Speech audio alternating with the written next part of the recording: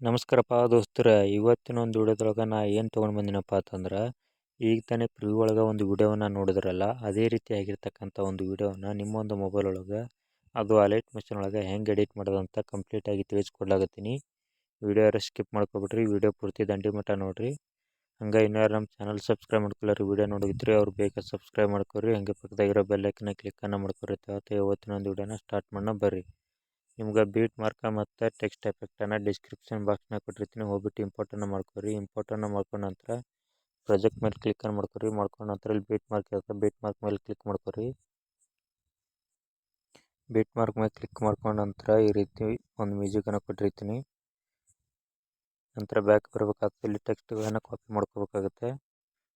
ಬ್ಯಾಕಿಗೆ ಬಂದು text effect ಮೇಲೆ click ಮಾಡ್ಕೊರಿ. ಕ್ಲಿಕ್ ಮಾಡ್ಕೊಂಡ ನಂತರ ಇಲ್ಲಿ ಎಫೆಕ್ಟು ಒಂದು ಗ್ರೂಪ್ ಕಾಣ್ತದೆ ನೋಡಿ, ಇವೆಲ್ಲನೂ ಕಾಪಿ ಮಾಡ್ಕೋಬೇಕಾಗುತ್ತೆ.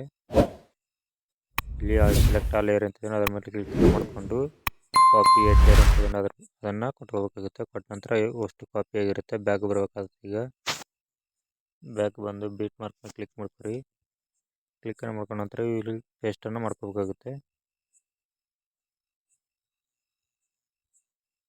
ಇವೆಲ್ಲ ಕರೆಕ್ಟಾಗಿ ಬಂದು ಆ್ಯಡ್ ಆಗಿರುತ್ತೆ. ಇಲ್ಲಿ ಗ್ರೂಪ್ ಮೇಲೆ ಕ್ಲಿಕ್ಕನ್ನು ಮಾಡಿಕೊಂಡು ಈ ಗ್ರೂಪನ್ನು ಡೂಪ್ಲಿಕೇಟನ್ನು ಮಾಡ್ಕೋಬೇಕಾಗುತ್ತೆ. ಈಗ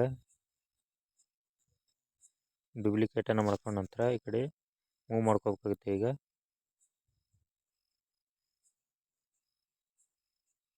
ಇಲ್ಲಿ ತಂದು ಇಟ್ಕೋಬೇಕಾಗುತ್ತೆ. ಇದನ್ನು ಮತ್ತೊಂದು ಡೂಪ್ಲಿಕೇಟನ್ನು ಮಾಡ್ಕೋಬೇಕಾಗುತ್ತೆ. ಇದನ್ನು ಕೂಡ ಮೂವ್ ಮಾಡಿಕೊಂಡು ಈ ಸೈಡ್ ಇಟ್ಕೋಬೇಕಾಗುತ್ತೆ.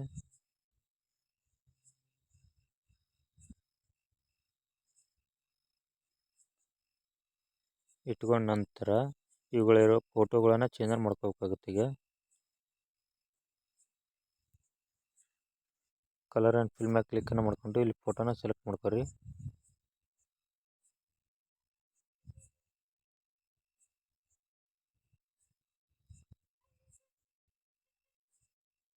ಸೆಲೆಕ್ಟನ್ನು ಮಾಡ್ಕೊಂಡ ನಂತರ ಬ್ಯಾಕ್ ಬರಬೇಕಾಗ್ತದೆ. ಬ್ಯಾಕ್ ಬಂದು ಮತ್ತೊಂದು ಫೋಟೋ ಇರುತ್ತೆ, ಅದನ್ನು ಕೂಡ ಚೇಂಜ್ ಮಾಡ್ಕೊರಿ.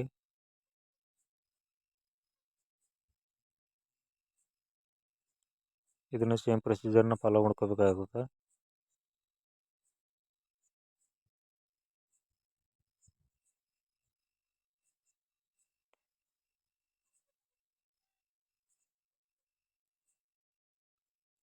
ಫೋಟೋ ಕರೆಕ್ಟಾಗಿ ಅಡ್ಜಸ್ಟ್ಮೆಂಟ್ ಆಗದೆ ಹೋದರೆ ಅಡ್ಜಸ್ಟ್ಮೆಂಟನ್ನು ಮಾಡ್ಕೋಬೇಕಾಗುತ್ತೆ. ಮಾಡ್ಕೊಂಡ ನಂತರ ಬ್ಯಾಕೆ ಬರಬೇಕಾಗುತ್ತೆ. ಈಗ ಬ್ಯಾಕೆ ಬಂದ ನಂತರ ಈ 3 ಗ್ರೂಪ್ಗಳನ್ನು ಕಾಪಿ ಮಾಡ್ಕೊಳ್ಳಿ. ಈಗ ಕಾಪಿ ಮಾಡ್ಕೊಂಡ ನಂತರ ಪೇಸ್ಟ್ ಮಾಡ್ತಾ ಹೋಗಬೇಕಾಗುತ್ತೆ. ಈಗ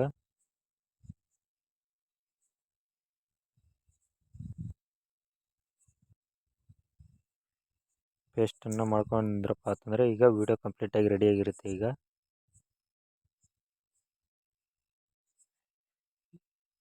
ಈಗ ನೋಡಿ ಯಾವ ರೀತಿ ಆಗಿದೆ ಅಂತ.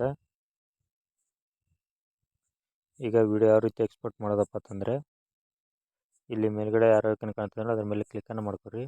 ಕ್ಲಿಕ್ ಮಾಡ್ಕೊಂಡು ಇಲ್ಲಿ ವಿಡಿಯೋ ರೆಸಲ್ಯೂಷನ್ ಇದೆ ನೋಡಿ, ಅದ್ರ ಮೇಲೆ ಕ್ಲಿಕ್ಕನ್ನು ಮಾಡ್ಕೊಂಡು ಇಲ್ಲಿ ಎಕ್ಸ್ಪೋರ್ಟ್ ಅಂತ ಕೊಟ್ಕೋಬೇಕಾಗುತ್ತೆ.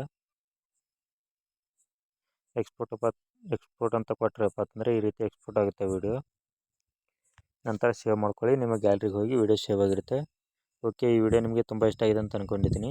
ವಿಡಿಯೋ ಇಷ್ಟ ಆದರೆ ವಿಡಿಯೋಗೆ ಒಂದು ಲೈಕ್ ಮಾಡಿರಿ. ಹಾಗೆ ಈ ವಿಡಿಯೋ ನಿಮ್ಮ ಸ್ನೇಹಿತರಿಗೂ ಕೂಡ ಶೇರ್ ಮಾಡಿರಿ ಅಂತ ಹೇಳ್ತಾ ಇವತ್ತಿನ ಒಂದು ವಿಡಿಯೋನ ಮುಗಿಸ್ತಾ ಇದ್ದೀನಿ.